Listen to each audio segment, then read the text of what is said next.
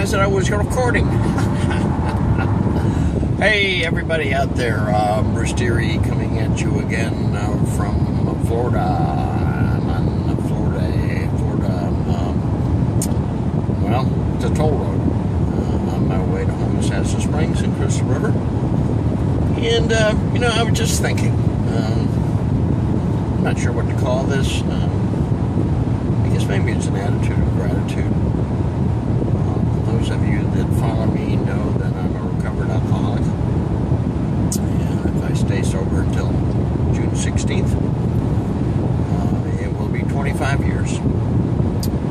And I don't know how to tell you in a few words how grateful I am and how much my life has changed from what it was like 26 years ago. But for whatever reason, I'm prompted to share with you the way that I start my days. And I've been doing it for years and years and years. And I've got a little routine that I go through. And here's the way it starts. I start up by saying, God, thank you for this garden of time. I know I haven't accomplished everything that you'd have me accomplish or become all that you'd have me be. And if that's the reason for this day, I'm grateful. And I said the serenity prayer. God, grant me the serenity to accept the things I can't change. People, places, things, and situations. The courage to change the things I can. Me, my reaction to people, places, and things. And the wisdom to know the difference. And then I recite the first 3 steps of Alcoholics Anonymous, which are, God, I admit that I was powerless over alcohol. My life was unmanageable. I came to believe that a power greater than myself could return me to sanity. And I made a decision to turn my will, my thinking, and my life, my actions, for your care and direction. And from there, I have a number of prayers that I memorized over the years. Every time I hit a wall, I memorized a new prayer. Okay? And the first one was, God, I offer myself to you to build with me and do with me as you will. Remove me from the bondage of self-ego. Take away my difficulties, my challenges. That victory over them may witness, may serve an example of your power and your love and your way of life. May I do your will always. And then I may say, my Creator, I'm ready. I'm ready that you should all of me, good and bad. I pray that you remove each and every single defect of character that stands in the way of my usefulness to you and my fellow man. Give me strength and power as I go off here to your bidding. And I'm approaching a toll booth here, so I will continue after I've been through the toll booth. But that's the gist of the way I start off my days, for whatever that's worth. And I hope you're having a good one. Bye for now.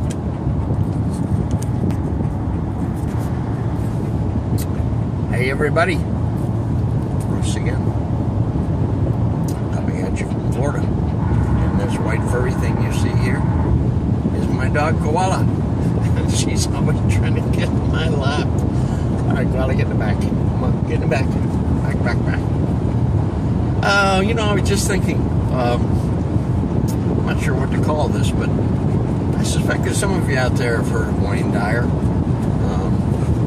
Wayne Dyer has been somebody that I've admired, who's been a mentor of mine for years and years and years. I think I've read every one of his books. I've heard him speak several times. I've shaken his hand several times.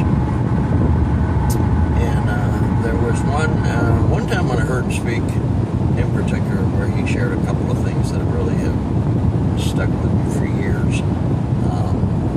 One is kind of a story that's on the lighter side. Wayne has 7 daughters, and he loves to talk about his daughters. And this particular morning, what he shared was the fact that how do I say this? I'm forgetting the context of what I'm doing.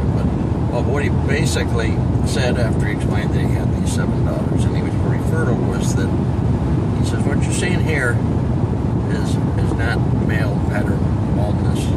What it really really is. It's a solar panel for a sex machine. I thought that was pretty good.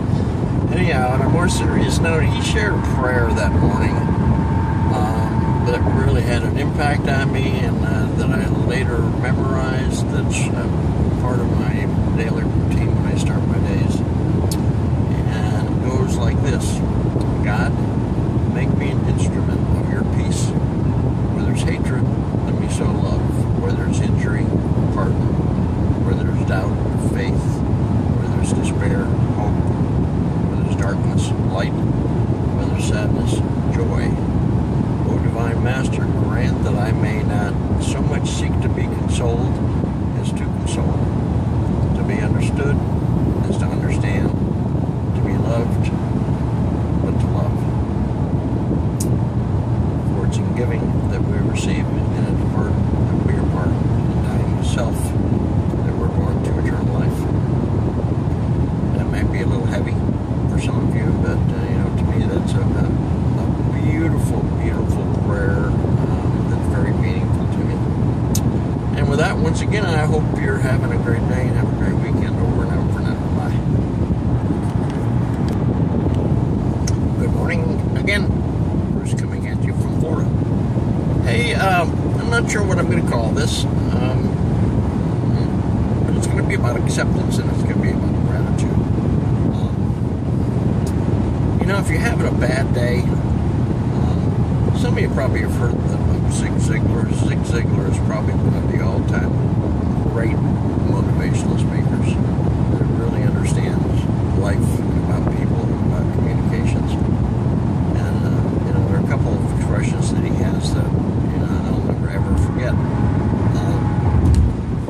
One of them is if you're having a bad day, you're experiencing anger, frustration, resentment, or unforgiveness, just a bad day.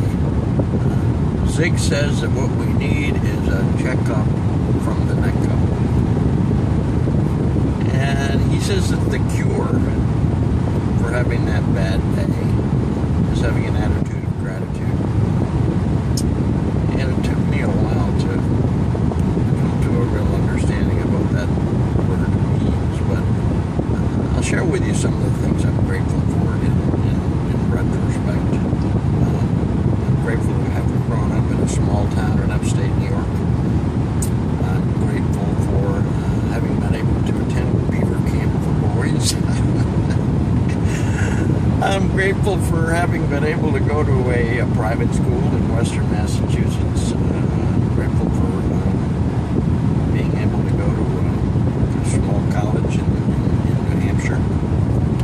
I'm grateful that my family was in a position financially that, as a child, I was able to spend summers in Cape Cod, actually Nantucket Island. In retrospect, was spoiled rotten. We had an opportunity there to, learn how to sail, play tennis, spend time at the beach, so on and so forth. I'm grateful for my first job as a milk truck driver. I had a wholesale milk truck. I started at 6 o'clock in the morning, and I'd be done by 12:01. It was just a great summer job while I was in college. I'm grateful that my first job took me out to Denver, Colorado, where my wife and I loved it. It was before our three sons came along, and we just skied in the winter all the time. The Rocky Mountains are gorgeous. Grateful to have had the opportunity to live in Virginia Beach, Virginia for 4+ years, and travel Virginia, North and South Carolina. Grateful for the transfer that I had to Boston, Massachusetts. Living in Andover, Massachusetts for 15 years.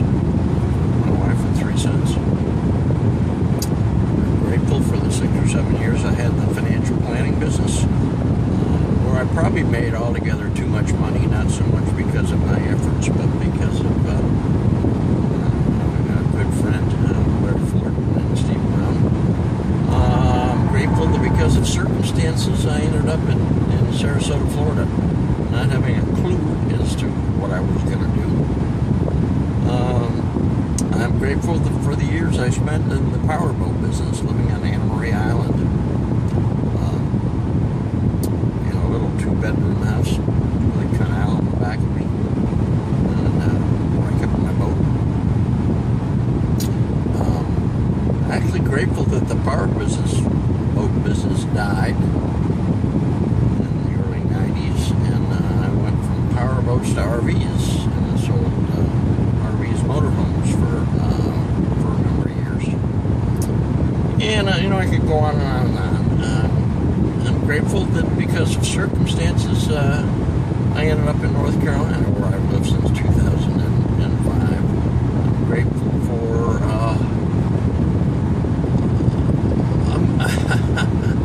because I'm actually grateful for the personal bankruptcy that I had to go through, which was embarrassing. I hated it. I didn't want to do it.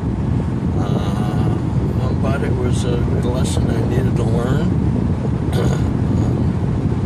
I'm grateful that because of circumstances, I had to sell my condominium in Sarasota, Florida short. And I lost a bunch of money in the stock market.